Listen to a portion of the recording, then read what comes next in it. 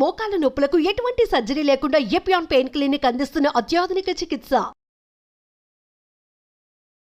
మీరు చూసారా ఒక ప్యాకెట్ లో వేసేసి ఇట్లా ఇలా ఇలా ఇలా ఇలా అనేసి పిల్లలకి అదో సరదా. ఆ ఎర్రగా తయారవుతాయి చూడ్డానికి, కరకరకర వేగిపోయి వేడివేడిగా ఉంటాయి, లాగిచ్చేస్తారు. ఒక ప్యాకెట్ లాగిచ్చారంటే ఎన్ని క్యాలరీస్ మీరే చెప్పాలి. ఐ థింక్ మనకి మీడియం లార్జ్ అని అమ్ముతారు. ఒక medium packet is like 350 calories, large should touch around 600 calories. అదే 600 క్యాలరీలు అదే 5-10 నిమిషాల్లో తినేస్తారు. ఈ 600 క్యాలరీలు కరిగించాలి అంటే ఒకరోజు 1.5 గంట హై లెవెల్ జిమ్ చేస్తే 400 to 500 క్యాలరీస్ కరిగే అవకాశం ఉంటుంది. అదే I'm talking about high level. మోడరేట్గా చేస్తే మనం 250 క్యాలరీస్. అంటే మనం 10 నిమిషాల్లో తినే ఆహారం మనం రోజంతా గట్టిగా కష్టపడితే కరిగించడం కష్టం. అంతే కదా. సో ఇప్పుడు ఒబెసిటీ, ఈ ఊబకాయానికి మెయిన్ కారణం మీరు తినే పోర్షన్కి మీరు ఖర్చు పెట్టే క్యాలరీస్కి సంబంధం లేకపోవడం. మరి దీనిలో ఉండే అడిటివ్స్ దాని గురించి చెప్పండి. అంటే మనం ప్రిజర్వేటివ్స్ అన్నాం కదండి, ఆల్మోస్ట్ అన్నిట్లో ప్రిజర్వేటివ్స్ కామన్గా వాడేది ఈ sodium nitrate, citric acid, ascorbic acid and benzoates. అదే వీటిలన్నిటిలో కూడా వాళ్ళ ఉద్దేశం వాటిని లైఫ్ స్పాన్ పెంచడానికి, దీని మీద ఎటువంటి bacterial or moulds, yeast infection రాకుండా ఇవి వాడతాం. అవును. అంతవరకు అవి గుడ్. బట్ So- దీని long term effects, short term effects ఏంటి, లాంగ్ టర్మ్ ఎఫెక్ట్స్ ఏంటి? So citric acid, ascorbic acid, ఇంకా బెంజోయేట్స్ అంటారు. Benzoids. Benzoates or salt, sodium benzoate, potassium benzoate. So వీటిల్లో ఎన్ని వరకు క్యాన్సర్ కారకాలు ఉంటాయి. So long term usage of food ప్రిజర్వేటివ్స్లో this is a burning topic forever. అంటే కొన్ని రీసెర్చ్ పేపర్స్ ఇదిగో దీనివల్ల అంటారు, కొంతమంది అది వల్ల పెద్ద ఇబ్బంది ఏం కాదు అంటారు, మళ్ళీ దే బ్యాలెన్స్. సో అంటే నిజంగానే ఏ విధమైన హిస్టరీ లేని వాళ్ళు కూడా ఈ మధ్య క్యాన్సర్స్ తో డయాగ్నోస్ అవుతున్నారు. అవును, మీరు వచ్చే సగం ఇవన్నీ కూడా ఇవన్నీ ప్లాస్టిక్ ప్యాకెట్స్, ప్లాస్టిక్ బాటిల్స్ నేను I was about to tell. Only cancers అనే కాదు, ప్రీ మ్యాలిగ్నెంట్ కండిషన్స్, ఎండోమెట్రియోసిస్ అంటారు, ఇన్ఫర్టిలిటీ అంటారు, హార్మోనల్ ఇంబ్యాలెన్స్ అంటారు. ఆడవాళ్లలో జరిగే చాలా ప్రాబ్లమ్స్కి, మగవాళ్లలో జరిగే చాలా ప్రాబ్లమ్స్కి, ఇంక్రీజ్డ్ ఇన్సిడెన్స్ ఆఫ్ క్యాన్సర్ అన్నిటికీ కూడా మళ్ళీ మనం తిరిగి ఎక్కడికి వస్తామంటే ఫుడ్ దగ్గరికి వస్తాము, లైఫ్ స్టైల్ దగ్గరికి వస్తాం. ఈరోజు ఇండియాలో ఏ ప్రాబ్లం అత్యధికంగా అందరిని ఇబ్బంది పెడుతుందంటే, ఈవెన్ డెత్స్ మనం మాట్లాడుకుంటే ఫస్ట్ కార్డియోవాస్కులర్ డెత్సే వస్తాయి, కానీ కార్డియోవాస్కులర్ డెత్స్ ఎక్కడ మొదలైందంటే మళ్ళీ ఈ ప్లేట్ దగ్గరికి వస్తుంది. అంతే అంతే కదా. ముఫా, పుఫా అండ్ సాచురేటెడ్ ఫ్యాటీ యాసిడ్స్. ఈ ముఫా ఈజ్ మోస్ట్ హెల్దీ.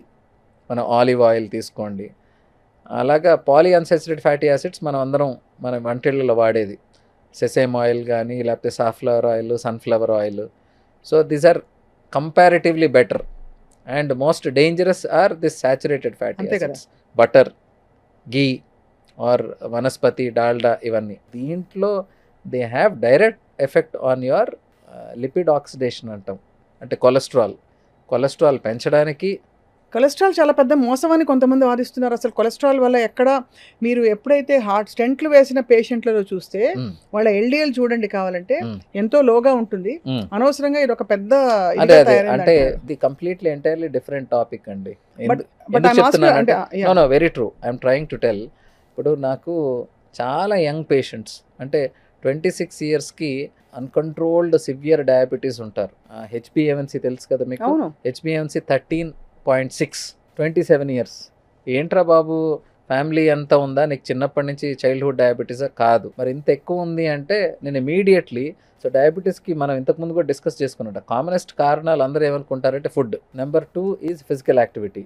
ఈ రెండు కాకుండా పేషెంట్స్ ఇంకేం ఆలోచించరు. అంతే కదా. ఈ రెండు కాకుండా ఇంకా డేంజరస్ది స్ట్రెస్ అండ్ స్లీప్. అవును, స్ట్రెస్ అండ్ స్లీప్. దీని గురించి చాలామంది అడగరు, చాలామంది చెప్పరు.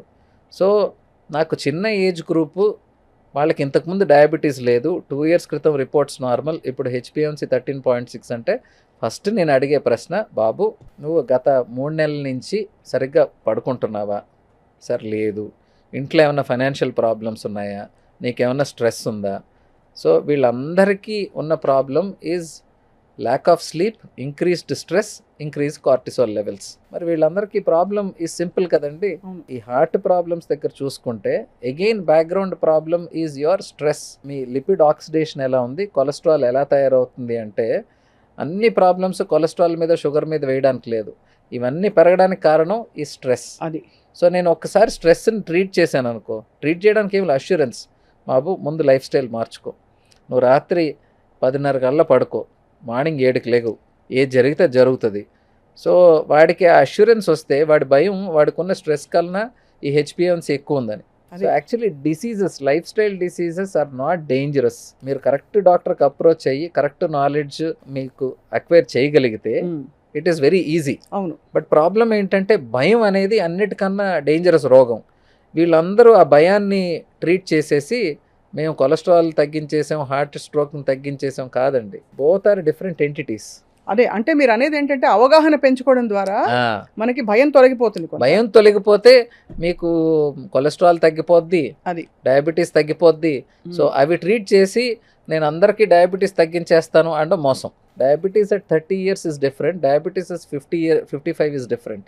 వీడికి ఆల్రెడీ 55 years వాడికి నేను వీళ్ళకి చెప్పినట్టు వాళ్ళకి అప్లై చేయలేను, ఎందుకంటే వీళ్ళు ఆల్రెడీ కిడ్నీ పాడు చేసుకొని ఉంటారు, కళ్ళు పాడు చేసుకొని ఉంటారు. మీరు అన్ని తినడం మానేసేయండి, నేను చెప్పింది ఫాలో అవ్వండి, మీరు బ్రహ్మాండంగా అయిపోతారంటే దట్ ఈస్ చీటింగ్. ఫ్రైజ్ స్వతహాగా బ్యాడ్. ఫ్రైజ్ ని ఫ్రీజర్ లో పెట్టి మన ఇంట్లో పిల్లలు ఇంటికి రాగానే వేడివేడిగా వేయించి పెట్టాను, తినేసాడు, మెయినేస్ లో ముంచుకుని తింటాడు. మెయినీస్ మళ్ళీ దీని గురించి అంటారు, mayonnaise is other one more culprit.